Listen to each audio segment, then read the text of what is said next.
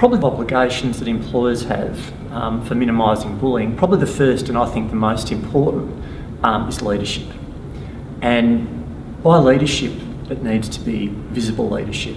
So leaders need to be out in the organisation, they need to be accessible to staff, and they need to lead by example. You get a sense when you go into an organisation, if you do have that active, approachable leadership, you get a real feel for that. And I think that's important because that sets the tone then for the entire organisation. The second most important, I think, employer obligation is that they need to have a clear statement that workplace bullying is not acceptable and won't be tolerated under any circumstances. That's very important, so that people need to know absolutely that this employer does not condone, does not accept that type of behaviour. The third and probably the next most important element would be that there needs to be some policies and procedures to underpin the statement that bullying is not tolerated. And it's very important that those policies and procedures are not just in written form or on the intranet.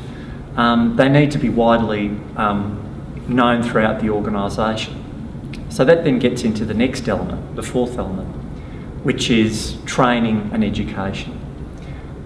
Too often many organisations fall into the trap of we've got our bullying statement, we've got our policy that it's not accepted, we've got our procedures. But what they fail to do is they don't educate their managers and staff, and particularly the mid-level managers, so nurse unit managers, associate nurse unit managers.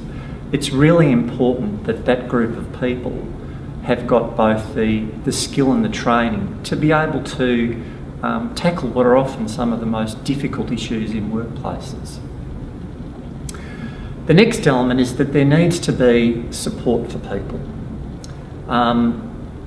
Anyone who's ever been involved in a bullying situation, be it a person who's got a complaint of bullying, people who may have witnessed bullying in the workplace, or indeed potential perpetrators, these are often the most difficult things that can confront people. So it's really important that there are some support mechanisms available for people.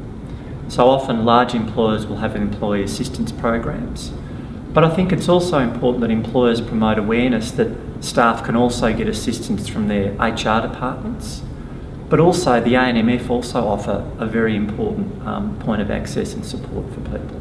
And the final element, there needs to be consequences. You can't have perpetrators participating in inappropriate behaviour and getting away with it. That's highly corrosive to an organisation's culture. So again, active leadership, dealing with those problems creates a positive workplace, which at the end of the day is in everyone's interests, particularly for patients and residents.